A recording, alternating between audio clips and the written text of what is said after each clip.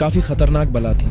सचमुच इस मूर्ति को चुराना आसान काम नहीं, लेकिन अब यह मूर्ति मेरे हाथों में है। अब यहाँ से चलना चाहिए। और फिर गश्त करके चौकीदार ने मंदिर के गुंबद पर प्रकाश देखा तो वो कौन है मंदिर के गुंबद पर? बस्ती में शंख और तुरही बज उठे, जो खतरे का संकेत था।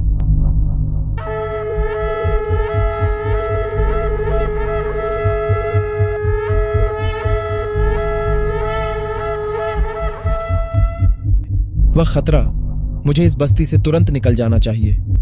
वह भाग रहा है, पकड़ो, घेर लो, जाने ना पाए। कबीलों को खबर कर दो, चारों तरफ से घेरा डालो। तीर भालों की बौछार चल पड़ी। सांप, सांप, सांप। चारों तरफ से घेरा डाला जा रहा है, मशालें ही मशालें।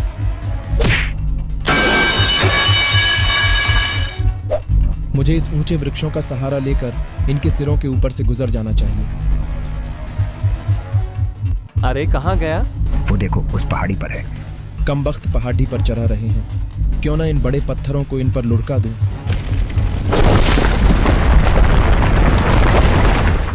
अब इन तीर भालों से कुछ नहीं होने वाला। शीघ्र ही नागराज पुल पर पहुंच गया। वहां जीप खड़ी थी। वह जीप में सवार हो गया। कुछ आगे बढ़ने पर ओह, सड्ढक पर पेड़ गिरा पड़ा है, गाड़ी आगे नहीं निकल सकती। इस पेड़ को सड्ढक से हटा दूं। ऐसे ऐसे पेड़ों को तो मैं उखाड़ कर फेंक सकता हूँ। पूरी ताकत लगाने के बाद भी पेड़ टस से मस नहीं हो रहा है। कोशिश करो, शायद तुम इसे हटाने में सफल हो जाओ। जब तक इस पेड़ की शाख पर मेरा पांव जमा हुआ है, तुम इसे उठा नहीं सकते। ये तो कोई सन्यासी है, सफेद बालों वाला। ये पेड़ तुमने गिराया है? हाँ, मैंने गिराया है और मैं ही इसे हटा सकता हूँ। तुमने ऐसा क्यों किया? मुझे वह मूर्ति चाहिए। ओह, तो यह बात है। मेरा रास्ता रोकने का अर्थ जानते हो। तुम जैसे इंसान का कोई रास्ता नहीं हुआ करता। तुम भटके हुए इंसान हो। कहीं यह बाबा गोरखनाथ तो नहीं? तुम सही सोच रहे हो बालक, मैं ही गोरखनाथ हूँ। यह मूर्ति वापस मंदिर में जाएगी। मैं तुम जैसे साधु संतों की हत्या नहीं करता, इसलिए बेहतर है कि इस पेड़ को हटा दो और मुझे जाने दो। लो, मैं तुम्हारी यह इच्छा भी पूरी किए देता हूँ। पेड़ हट गया। अब मूर्ति मेरे हवाले कर दो और फिर तुम जा सकते हो। यदि तुमने मेरे कहना ना माना तो फिर मैं तुम्हें भी अपने साथ ले जाऊंगा और फिर तुम्हें दंड दिया जाएगा। देखता हूँ कि तुम मुझसे मूर्ति कैसे हासिल करते हो। मैं जा रहा हूँ। लेकिन ओह, मेरे गले में फंदा। मेरे सारे नाग वापस पलट रहे हैं। उसके कंधे पर काला नेवला बैठा है। काला नेवला शिकांगी। शिकांगी, वह रस्सी तोड़कर फरार होने चाहता है।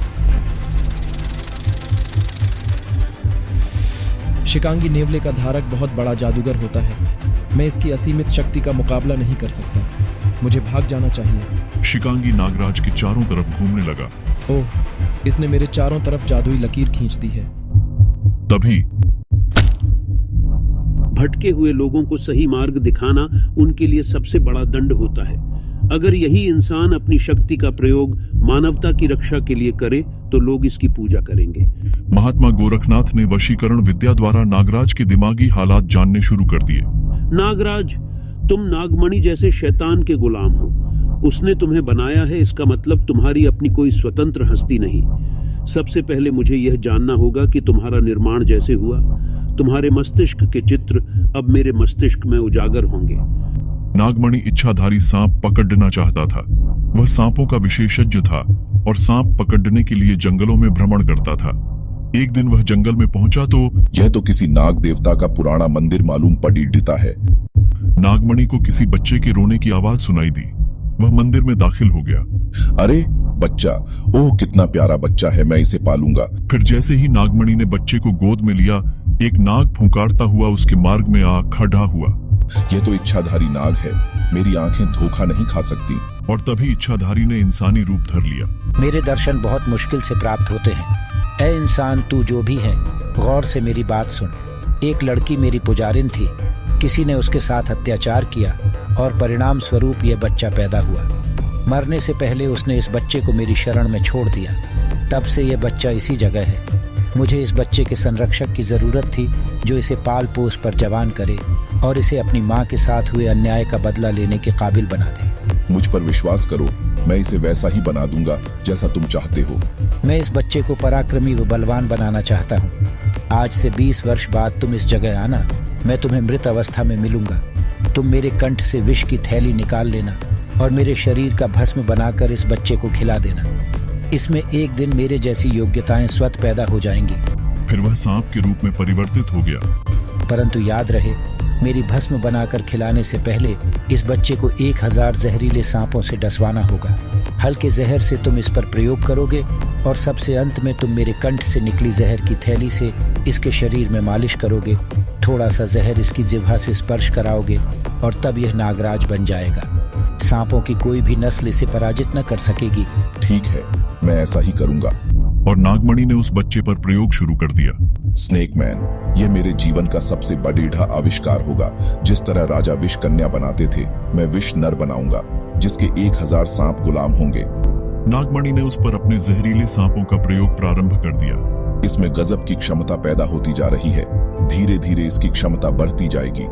नागमणि के घर में ही नागराज बड़ा हुआ। अब वह वक्त आ गया है जब इच्छाधारी की भस्म इसे खिलाई जाए। ओह, अभूतपूर्व! इसके जिस्म की रंगत बदलने लगी। कुछ दिन बाद यह एक खौफनाक नाग की तरह नजर आ रहा है जिसका चेहरा इंसानों जैसा है। मैं सफल हो गया। नागराज पर अब मेरा अंतिम प्रयोग बाकी है। नागराज के जिस्म पर इच्छाधारी सांप के जहर की मालिश की गई। लेकिन मुझे इसके ब्रेन पर कंट्रोल रखना होगा। अब कुछ वर्षों बाद इसमें इच्छाधारी सांप के सब गुण आ जाएंगे। नागमणि ने नागराज के मस्तिष्क का ऑपरेशन करके उसमें एक कैप्सूल फिक्स कर दिया। अब इसकी अपनी कोई इच्छा नहीं होगी। जो मैं सोचूंगा वही इसकी सोच होगी। नागराज, तुम मेरे गुलाम हो। तुम एक ऐसी मशीन हो जो मेरे लिए काम करेगी। हाँ आका, मैं आपका गुलाम हूँ। 1000 सांप तुम्हारे रक्त में अदृश्य हो चुके हैं। जब तुम उन्हें जगाओगे तो वह तुम्हारे हाथों से जिंदा होकर बाहर निकल आएंगे और एक दिन तुम में स्वतः अदृश्य होने की शक्ति उत्पन्न होगी। तब तुम इच्छाधारी सांप की संपूर्ण योग्यताएं प्राप्त कर लोगे। इस तरह गोरखनाथ ने नागराज की उत्पत्ति की पूरी कहानी जान ली। नागमणि इसे अपने स्वार्थ के लिए प्रयोग कर रहा है। इसके मस्तिष्क का कैप्सूल निकाल देना चाहिए। गोरखनाथ ने योग विद्याओं से नागराज के मस्तिष्क का ऑपरेशन किया और पिरोया गया कैप्सूल नष्ट कर दिया। यह है वह कैप्सूल। जब नागराज को होश आया, अब तुम ठीक हो। तुम कैसा महसूस कर रहे हो? बहुत तरोताजा, जैसे कोई बोझ हट गया हो। क्या तुम आतंकवादी गिरोहों के लिए अब भी काम करोगे? क्या तुम अब भी नागमणि के गुलाम हो? मैं किसी का गुलाम नहीं हूँ। वह सारे दृश्य मुझे याद आ रहे हैं। मुझसे कितने भयंकर अपराध करवाए जाने वाले थे, लेकिन असली जंग अब शुरू होगी। मैं दुनिया से आतंकवादी गिरोहों का सफाया कर दूंगा। मैं इन गिरोहों के सरदारों को पहचानता हूँ। वे लोग अब अधिक दिनों तक धरती पर नहीं रह सकेंगे। इसे सजा मिल गई। यह सही रास्ते पर आ गया। आपके चमत्कारी शिकांगी नेवले ने मुझे घेर लिया था। अगर यह देवता तुल्य नेवला आपके पास न होता तो मैं आपके काबू में नहीं आता। काला नेवला शिकांगी नस्ल का होता है जिसके दर्शन भी दुर्लभ होते हैं। यह नेवला वशीकरण शक्ति का स्वामी माना जाता है। यह अपने आप में बहुत बड़ी जादुई शक्ति है। जंगली लोग इसकी पूजा करते हैं और जादूगर अपनी कला के लिए इसकी साधना करते हैं। यह नेवला गोरखनाथ ने बड़ी साधना से प्राप्त किया था और जब से शिकांगी उसके पास था, वह रहस्यमय शक्तियों का स्वामी बन गया था।